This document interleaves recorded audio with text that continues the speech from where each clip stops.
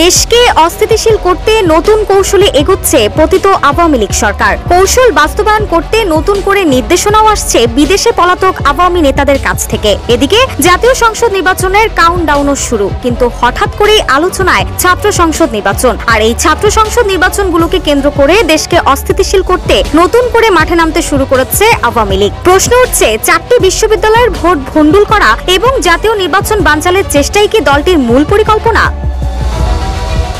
1 August পুলিশের IGP Baharul Alam এবং DMP commissioner Sheikh Sajjad আলীর মধ্যে অনুষ্ঠিত জুম মিটিংয়ে এসব বিষয়ে বিস্তারিত আলোচনা হয়। সূত্র জানায়, আইজিপির সঙ্গে জুম মিটিং শুরুর আগে ডিএমপির উচ্চ পর্যায়ের কর্মকর্তাদের সঙ্গে বৈঠক করেন কমিশনার। ওই বৈঠকের আলোচনায় বিদ্যমান পরিস্থিতি সংক্রান্ত অনেক গুরুত্বপূর্ণ তথ্য উঠে আসে।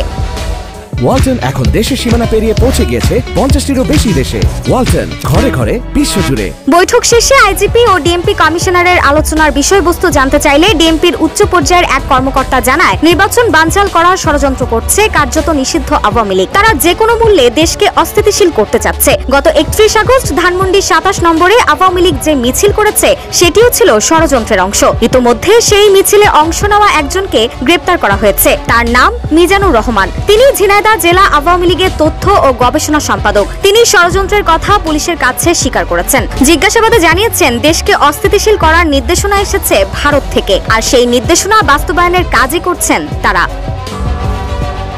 পরিস্থিতি নিয়ন্ত্রণে কমিশনার কি নির্দেশ দিয়েছেন জানতে চাইলে সংশ্লিষ্ট সূত্র জানায়, নিষিদ্ধ ছাত্রলীগ যাতে বিশ্ববিদ্যালয় ক্যাম্পাসে প্রবেশ করে অপতৎপরতা চালাতে না পারে সে বিষয়ে কড়া নির্দেশনা দিয়েছেন। ডাকসু নির্বাচন ঘিরে বিশ্ববিদ্যালয়ের ভেতর থেকে একটি মিডিয়া হাউস তৈরির পরামর্শ দিয়েছেন। মিডিয়াকে কোনো কিছু জানানোর প্রয়োজন হলে সেখানে এসেই ব্রিফ করতে হবে সংশ্লিষ্টদের।